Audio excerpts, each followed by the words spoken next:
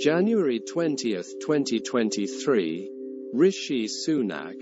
UK police fine PM for not wearing seatbelt. Lancashire police have asked a 42-year-old man from London to pay a small fine for a social media video in which he is not wearing a seatbelt. They were referring to Prime Minister Rishi Sunak.